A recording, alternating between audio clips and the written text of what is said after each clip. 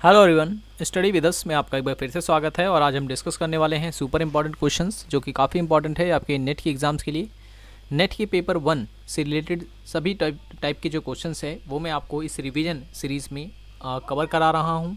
और ये जो है 18वीं वीडियो है हमारी, नहीं 19वीं वीडियो है। ठीक है, ऑलरेडी 18 वीडियो जो है अपलोड कर दी गई हैं सिर्फ और सिर्फ इंपॉर्टेंट क्वेश्चंस के ऊपर। तो अगर आपने वो सब वीडियोज़ नहीं देखे हैं तो आप उसे ज़रूर देख लें। ठीक है, और अगर आप तैयारी करना चाहते हैं नेट पेपर 1 की सिलेबस वाइज, तो हर एक टॉपिक पर जो है आपको वीडियोस मिल जाएंगी। अलग से हमारी एक प्लेलिस्ट है एनटीए नेट पेपर 1 के नाम से जो है प्लेलिस्ट है, जहाँ पर आपको टॉपिक वाइज जो है वीडियो मिलेगी, जहाँ पर जो है टॉपिक को बाकायदा एक्सप्लेन किया गया है। ठीक है, तो आप उसे भी देख सकते हैं, लिंक डिस्क्रिप्शन में दे दी है।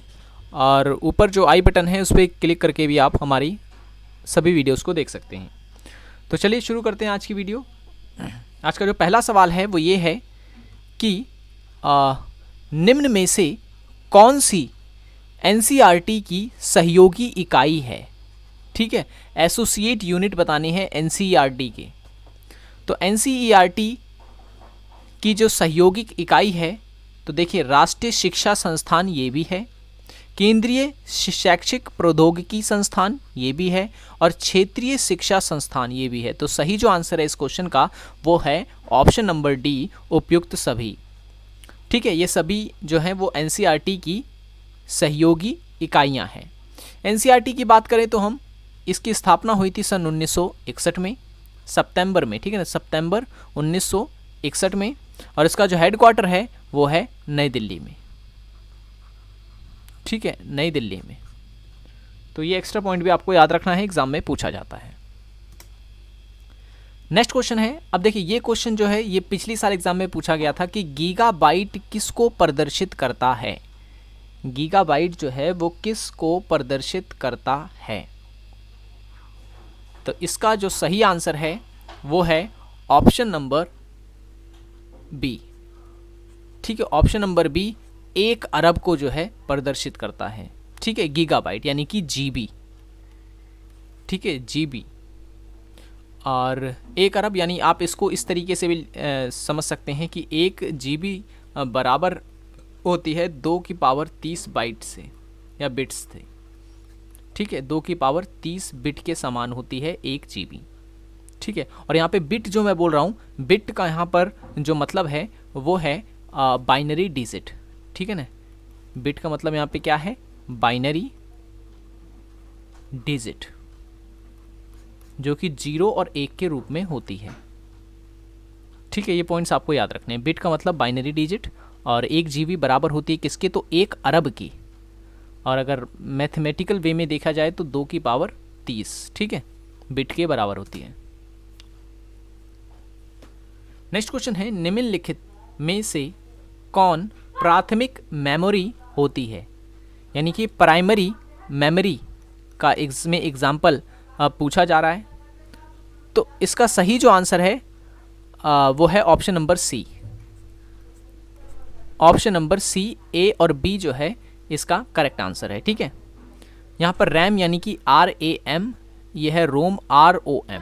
यहाँ पे फुल फॉर्म की अगर हम बात करें तो फुल फॉर्म याद रखें, RAM यानी कि रैंडम एक्सेस मेमोरी, और रोम की जो फुल फॉर्म होती है वो होती है रीड ओनली मेमोरी। ठीक है, तो इसका सही जो आंसर मैंने बता दिया ऑप्शन नंबर सी, और ए और बी जो है ये दोनों की दोनों जो है वो प्राथमिक मेमोरी है। ठीक है,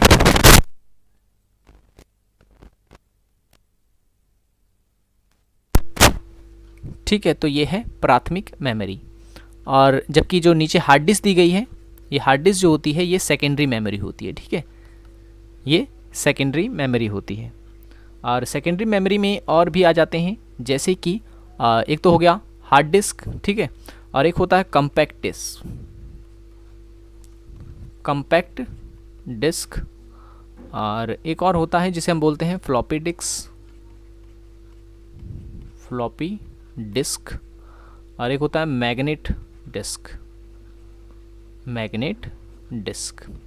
ठीक है, ये सब के सब आते हैं किसमें, सेकेंडरी मेमोरी में आते हैं। ठीक है, सारे के सारे सेकेंडरी मेमोरी। और ये प्राइमरी मेमोरी के एग्जांपल हैं रैम और रोम।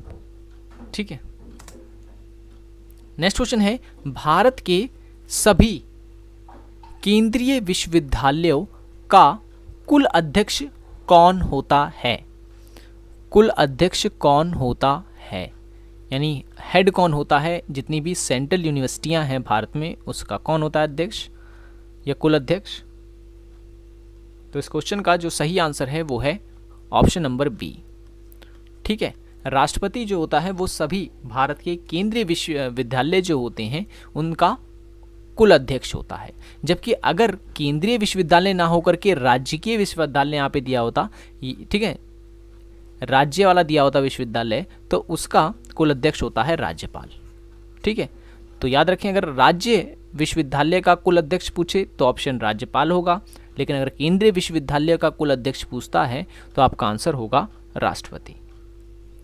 ठीक है, ये पॉइंट्स भी आपको याद रखने हैं। नेक्स्ट क्वेश्चन है HTML। ठीक है, HTML hyper text markup language, इसका फुल फॉर्म है। इसका विकास किसके द्वारा किया गया था? HTML का विकास जो है वो किसके द्वारा किया गया था?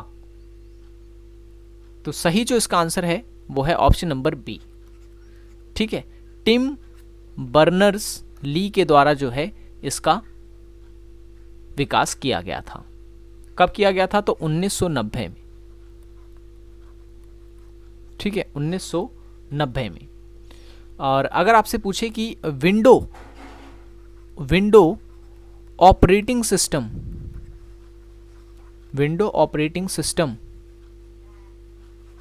कौन लेके आया था सबसे पहले, तो आपका आंसर होगा माइक्रोसॉफ्ट। ये माइक्रोसॉफ्ट एक कंपनी है। ठीक है, माइक्रोसॉफ्ट विंडो ऑपरेटिंग सिस्टम लेके आया था। विंडो के कई सारे ऑपरेटिंग सिस्टम हैं, आप देखा होगा, आपने सुना भी होगा, विंडो XP, विंडो 7, विंडो 10, ठीक है ना, विंडो 10। ठीक है, ये सारे के सारे क्या हैं? ये सारे के सारे ऑपरेटिंग सिस्टम है विंडो के। नेक्स्ट क्वेश्चन है माइक्रोसॉफ्ट कंपनी की स्थापना किसके द्वारा की गई थी? किसके द्वारा की गई थी? देखिए, वीडियो अगर पसंद आ रहा हो तो लाइक ज़रूर करना। ठीक है, क्योंकि लाइक से ही हम आगे की वीडियो को डिसाइड करते हैं कि आप वीडियोस में इंटरेस्ट ले रहे हैं या नहीं ले रहे हैं। ठीक है, तो लाइक ज़रूर कर दिया करें, और पहले की वीडियोस अगर आपने नहीं देखी तो ज़रूर देखें, लिंक डिस्क्रिप्शन में है। ठीक है, और पहले की वीडियोस जो है आपको हमारे चैनल पे भी मिल जाएगी। ओके, आई होप इसका आंसर आपने गेस कर लिया होगा कि माइक्रोसॉफ्ट कंपनी की स्थापना किसने की थी। वेरी सिंपल, इसका सही आंसर है ऑप्शन नंबर सी। 2 लोगों ने मिलकर की थी, बिल गेट्स और पॉल एलन ने। ठीक है, लेकिन ज़्यादातर लोग बिल गेट्स को ही जानते हैं, क्योंकि बिल गेट्स वर्तमान में माइक्रोसॉफ्ट के जो है संस्थापक हैं। पॉल एलन जो है, इन्होंने अपना हाथ पीछे ले लिया था इस कंपनी से। ठीक है, लेकिन स्थापना की अगर बात करेगा तो आपको ए और बी दोनों टिक करना है, बिल गेट्स और पॉल एलन।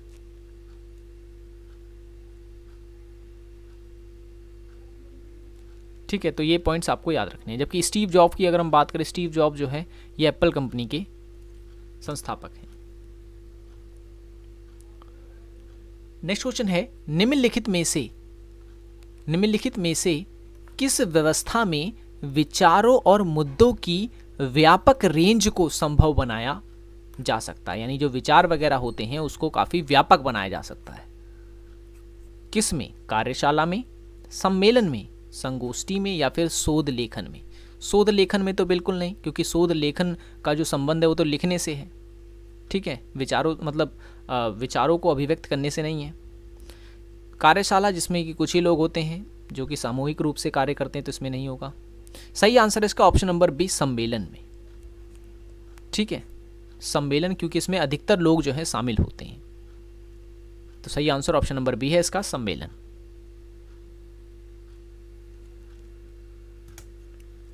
नेक्स्ट क्वेश्चन है, वैज्ञानिक अनुसंधान के मुख्य अभिलक्षण क्या हैं? मुख्य अभिलक्षण क्या हैं? तो इस क्वेश्चन का जो सही आंसर है वो है ऑप्शन नंबर डी। ठीक है, अनुभव सिद्ध, सिद्धांत और प्रायोगिक, ये तीनों जो हैं वैज्ञानिक अनुसंधान के अभिलक्षण हैं। ठीक है, ऑप्शन नंबर डी इसका करेक्ट आंसर है, उपयुक्त सभी। नेक्स्ट क्वेश्चन है कि एक शोधकर्ता बच्चों की चिंता उन्मुक्ताओं का पोषण विधि के प्रभाव के आकलन करने का प्रयास करता है। तो यह कौन सी शोध विधि का हिस्सा है?